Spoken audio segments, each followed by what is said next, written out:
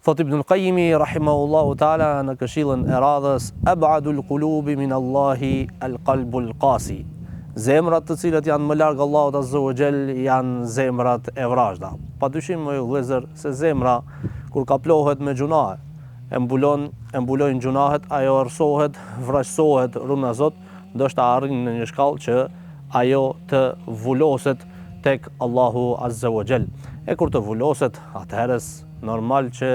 as një këshill, as një dituri e hajrit, as leximi i Kur'anit, as porositë e Muhamedit sallallahu alaihi wasallam, as këshillat të cilat japin hoxhallarët dhe dietarët nuk do t'i bëjnë dobi dhe nuk do të mundet që kjo zemër të zbutet. Vetëm nëse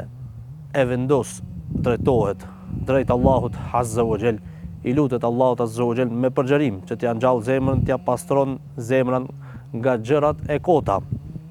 Njëjtë sikurse një shtëpi e cila ti e ke marr atë shtëpi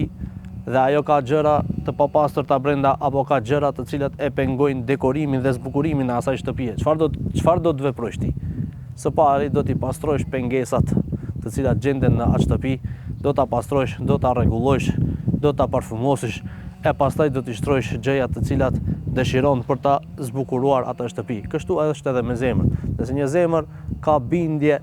të devijuara, nuk mundet që bindja e saktë të futet në zemrën e tij. Ka nevojë për pastrimin e bindjes dhe akides dhe besimit të tij që të futet besimi i pastër në zemrën e tij, ashtu siç bëri pejgamberi sallallahu alaihi wasallam me banorët e Mekës, peshokët e tij, pastroi ata nga besimi i kot, e pastaj u zbukuruan zemrat e tyre me dashurinë ndaj Allahut azza wa jall, me dashurinë ndaj librit të Allahut azza wa jall, me dashurinë ndaj të vërtetës,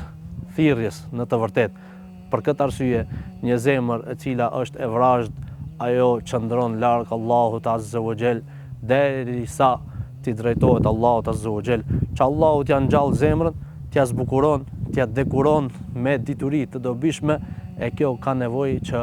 ai ta trajton zemrën e tij me pendim dhe tauba. Ti lutet Allahut azza wa jall, o Zoti i Madh, o krijuesi i qiejve dhe kësaj bukurie dhe kësaj natyre, o Zoti i Madh, edhe pse jetoj unë i gjallë në këtë botë, mirë po zemra ime është e vdekur, o Zot, ngjall ma zemrën, ma dashuroj fjalën tënde, ma dashuro dashurinë ndaj teje, o Allah, më bëj që të dua ty më shumë se çdo kënd tjetër, çdo krijesë tjetër, derisa më shumë edhe se sa vetja ime. E kur ti lidhet shpirti për Allahun azza wa jall, atëherë ati dunjaja, me gjitha ato brenga të cilat i ka në këtë dunja, do t'i duket e lehtë dhe e bukur dhe e kalueshme, edhe pse është e mbushur plot me sprova. Allahu ju shpërbleft